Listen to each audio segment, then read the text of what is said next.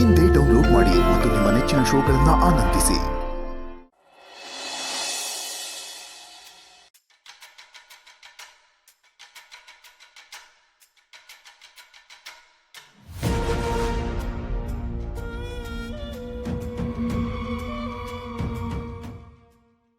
ಚಂದನ, ಅಮ್ಮ, ಕೂತ್ಕೋ ಕೂತ್ಕೋ ಕೂತ್ಕೋ.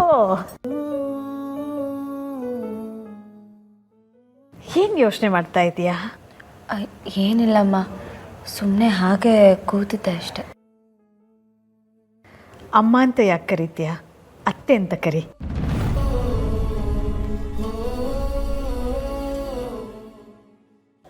ಯಾಕಮ್ಮ ಹೀಗೆಲ್ಲ ಹೇಳ್ತಿದ್ದೀರಾ?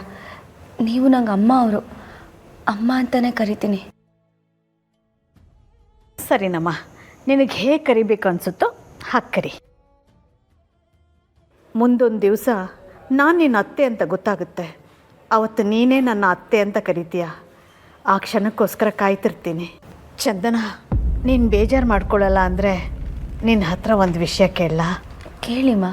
ನಿನ್ನ ಕುತ್ತಿಗೆಲಿ ತಾಳಿ ಇದೆ, ಕಾಲಲ್ಲಿ ಕಾಲುಂಗುರ ಇದೆ. ನಿನ್ನನ್ನು ನೋಡಿದಾಗ ನನ್ನ ಮನಸ್ಸಲ್ಲಿ ನಿನ್ನ ಬಗ್ಗೆ ತಿಳ್ಕೊಬೇಕನ್ನೋ ಕುತೂಹಲ ಉಂಟಾಗುತ್ತೆ. ಇದೆಲ್ಲ ಇದ್ದರೂ ನೀನು ಒಂದಿನೂ ನಿನ್ನ ಗಂಡನ ಬಗ್ಗೆ, ಅವ್ರ ಮನೆಯವ್ರ ಬಗ್ಗೆ ನನ್ನ ಹತ್ರ ಹೇಳೇ ಇಲ್ವಲ್ಲಮ್ಮ. ನಾನು ಹೀಗೆ ಕೇಳಿ ನಿನ್ನ ಮನಸ್ಸಿಗೆ ಬೇಜಾರು ಮಾಡಬೇಕು ಅಂತ ಅಲ್ಲಮ್ಮ. ನೀನು ಹೀಗೆ ಎಲ್ಲರೂ ಇದ್ದು ಒಂಟಿಯಾಗಿ ಬದುಕ್ತಿದ್ಯೇನೋ ಅನ್ನೋ ಭಾವನೆ ನನ್ನ ಮನಸ್ಸಿಗೆ ಕಾಡ್ತಾ ಇದೆ. ನಾನು ಒಂದು ಹೆಣ್ಣಾಗಿ ನಿನ್ನನ್ನು ಅರ್ಥ ಮಾಡ್ಕೋಬೇಕಲ್ವಾ, ಅದಕ್ಕೆ ಕೇಳ್ತಾ ಇದ್ದೀನಿ. ನೋಡು, ನಿನ್ನ ಮನಸ್ಸಲ್ಲಿ ಏನೇ ಇದ್ರೂ ನನ್ನ ಹತ್ರ ಹೇಳ್ಕೊ. ಬಾಯಿ ತುಂಬ ಅಮ್ಮ ಅಂತ ಕರಿತೀಯಾ?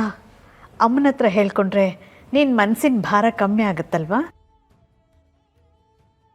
ಏನಿದು, ಚಂದನ ಅವ್ರ ಮೇಲೆ ಇಷ್ಟೊಂದು ಸಿಂಪತಿ ತೋರಿಸ್ತಿದ್ದಾರೆ. ಅವ್ರ ಹತ್ರ ಬಾಯಿ ಬಿಡಿಸ್ಕೊಳ್ಳೋಕೆ ಇದನ್ನೆಲ್ಲ ಕೇಳ್ತಿದ್ರೆ ಒಳ್ಳೇದೇ. ಆದರೆ ಅದನ್ನು ಬಿಟ್ಟು ಅವ್ರ ಮೇಲೆ ತುಂಬ ಸಿಂಪತಿಯಿಂದ ಕೇಳ್ತಿದ್ರೆ ಖಂಡಿತ ಇದರಲ್ಲಿ ಏನೋ ಇದೆ. ನೋಡೋಣ ಅದಕ್ಕೆ ಇವ್ರು ಏನು ಹೇಳ್ತಾರೆ ಅಂತ. ಯಾಕೆ ಚಂದನ ಏನೂ ಮಾತಾಡ್ತಿಲ್ಲ? ನನ್ನ ಹತ್ರ ಹೇಳ್ಕೋಬೇಕು ಅಂತ ಅನ್ನಿಸ್ತಾ ಇಲ್ವಾ?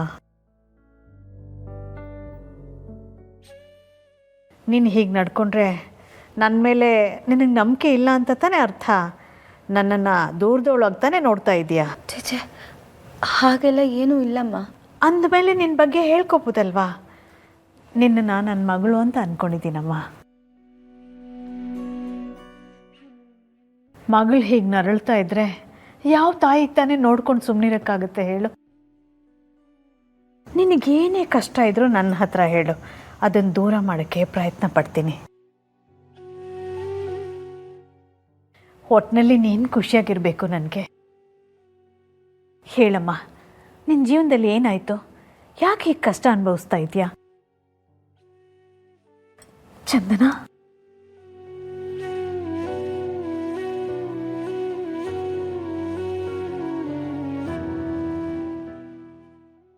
ಅಮ್ಮ, ನೀವು ನನಗೆ ತಾಯಿ ಪ್ರೀತಿನ ಕೊಡ್ತಾ ಇದ್ದೀರಾ. ಎಲ್ಲೋ ಕಳೆದು ಹೋಗಿದ್ದ ಪ್ರೀತಿ ಮತ್ತೆ ಸಿಕ್ಕಷ್ಟೇ ಖುಷಿ ಆಗ್ತಿದೆ. ಹೀಗಿರುವಾಗ ನಿಮ್ಮ ಹತ್ರ ನನಗೆ ಹೇಳ್ಕೊಳ್ದೆ ಇರೋಕ್ಕಾಗ್ತಿಲ್ಲ.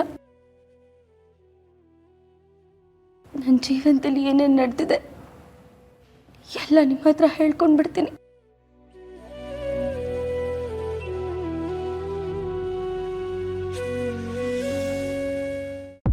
ನೋಡು ಚಂದನ, ನಿನ್ನ ಕಣ್ಣಲ್ಲಿ ಸಂತೋಷ ನೋಡೋಕ್ಕೆ ಇಷ್ಟಪಡ್ತೀನಿ ಹೊರತು ಕಣ್ಣೀರಲ್ಲಮ್ಮ. ಯಾವ ಜನ್ಮದ ಋಣಾನು ಬಂದನೋ ಏನೋ, ನಮ್ಮನೆಗೆ ಬಂದಿದ್ಯಾ, ನಮ್ಮನೆ ಒಳ್ಳೆ ಆಗ್ಬಿಟ್ಟಿದೀಯಾ. ಹೀಗಿರುವಾಗ ನಿನ್ನ ದುಃಖನ ಆದಷ್ಟು ದೂರ ಮಾಡೋದು ನನ್ನ ಕರ್ತವ್ಯ ಅಲ್ವಾ? ನಿನ್ನ ಜೀವನದಲ್ಲಿ ಏನೇನಾಗಿದೆ ಅಂತ ಹೇಳ್ಬಿಡು ಚಂದನ. ಅಮ್ಮ, ನಿಮ್ಮ ಹತ್ರ ನಾನು ತುಂಬ ಸತಿ ಹೇಳ್ಕೋಬೇಕು ಅಂತ ಪ್ರಯತ್ನ ಪಟ್ಟೆ, ಯೋಚನೆನೂ ಮಾಡಿದ್ದೆ. ಆದರೆ ಸುಮ್ಮನೆ ಯಾಕೆ ನನ್ನ ದುಃಖನ ನಿಮ್ಮ ಹತ್ರ ಎಲ್ಲ ಹೇಳ್ಕೊಡೋದು ಅಂತ ಸುಮ್ಮನೆ ಆಗೋಗಿದ್ದೆ ಅಮ್ಮ. ಆದರೆ ನೀವು ಇಷ್ಟೊಂದು ಪ್ರೀತಿ ತೋರಿಸ್ತಿರುವಾಗ ನನಗೆಲ್ಲ ಹೇಳ್ಕೊಂಡು ಬಿಡಬೇಕು ಅನ್ನಿಸ್ತಿದೆ. ನನ್ನ ತಾಯಿ ಇದ್ದಿದ್ರು ನಾನೆಲ್ಲ ಹೇಳ್ಕೊತಿದ್ದೆ ಅಲ್ವಾ? ನೀವಿವಾಗ ನನ್ನ ತಾಯಿ ಸ್ಥಾನದಲ್ಲೇ ಇದ್ದೀರಮ್ಮ. ನಾನು ಅವರು ಭೇಟಿಯಾಗಿದ್ದೆ ಒಂದು ವಿಚಿತ್ರವಾದ ಸನ್ನಿವೇಶದಲ್ಲಿ. ಅವ್ರು ನನ್ನ ನೋಡಿದ ಮೊದಲನೇ ಬಾರಿಗೆ ನಾನು ಇಷ್ಟ ಆಗೋದೆ. ಅವರೇ ಬಂದು ನಮ್ಮ ಮನೆ ಹತ್ರ ಅಪ್ಪ ಅಮ್ಮನ ಹತ್ರ ಮಾತಾಡಿ, ಈ ಹುಡುಗಿ ನಂಗೆ ಇಷ್ಟ ಆಗಿದ್ದಾಳೆ, ಮದುವೆ ಮಾಡಿಕೊಡಿ ಅಂತ ಕೇಳಿದ್ರು. ನೀವು ಒಪ್ಪಿಕೊಡೋದಾದರೆ ನಾನು ಜಾಹ್ನವಿನ ಮದುವೆ ಆಗ್ತೀನಿ. ತುಂಬ ಒಳ್ಳೆ ಹುಡುಗ ಅನಿಸಿದ್ರು, ಸಂಸ್ಕಾರವಂತ ಅನಿಸಿದ್ರು ಅಂತ ಮನೆಯವರೆಲ್ಲ ಒಪ್ಕೊಂಡು ಮದುವೆ ಮಾಡಿಕೊಟ್ರು. ನನ್ನ ಮನೆಗೆ ಕರ್ಕೊಂಡು ಹೋದರು. ಅವ್ರು ತೋರಿಸಿದ ಪ್ರೀತಿ ಹೇಗಿತ್ತು ಅಂದರೆ, ಇಡೀ ಪ್ರಪಂಚದಲ್ಲಿ ನನ್ನಷ್ಟು ಸುಖಿ ಇನ್ಯಾರೂ ಇಲ್ಲ ಅಂತ ಅಂದ್ಕೊಂಡೆ. ಹೋಗ್ತಾ ಹೋಗ್ತಾನೆ ಗೊತ್ತಾಗಿದ್ದು ಇದು ಪ್ರೀತಿ ಅಲ್ಲ, ಬರೀ ಅನುಮಾನ ಅಂತ. ಏನಮ್ಮ ಹೇಳ್ತಾ ಇದೆಯಾ ನೀನು? ಹೌದಮ್ಮ, ಅವ್ರಿಗೆ ಎಲ್ಲ ವಿಷಯದಲ್ಲೂ ಅನುಮಾನ. ನಾನು ಯಾರ ಜೊತೆ ಮಾತಾಡಿದ್ರು ಅವ್ರಿಗೆ ಇಷ್ಟ ಆಗ್ತಿರ್ಲಿಲ್ಲ, ಯಾವ ಗಂಡಸ್ರ ಹತ್ರ ಮಾತಾಡಿದ್ರು ಅವ್ರಿಗೆ ಇಷ್ಟ ಆಗ್ತಿರ್ಲಿಲ್ಲ. ಅಷ್ಟೇ ಯಾಕೆ, ಸ್ವಂತ ಅಪ್ಪ ಅಮ್ಮನ ಹತ್ರ ಮಾತಾಡಿದ್ರೇ ಅವ್ರಿಗೆ ಸಹಿಸ್ಕೊಳಕ್ಕಾಗ್ತಿರ್ಲಿಲ್ಲ. ಅವ್ರ ಮನೆಗೆ ಬಂದಾಗ ತುಂಬ ಚೆನ್ನಾಗೇ ಮಾತಾಡೋರು, ಆದರೆ ಮನಸ್ಸಿನಲ್ಲಿ ಬೇರೆ ಉದ್ದೇಶನೇ ಇಟ್ಕೊಳ್ತಾ ಇದ್ರು. ಆ ಅರಮನೆ ನನಗೆ ಸೆರೆಮನೆ ಅನ್ಸಕ್ಕೆ ಶುರುವಾಯಿತು. ಅವರು ನನ್ನ ಮೇಲೆ ಯಾವಾಗಲೂ ಕಣ್ಣಿಡ್ತಾ ಇದ್ರು, ಯಾವಾಗಲೂ ಗಮನಿಸ್ತಾ ಇದ್ರು. ಅವ್ರ ಕಣ್ಣಿಂದ ಅಲ್ಲ, ಕ್ಯಾಮ್ರಾಗಳಿಂದ.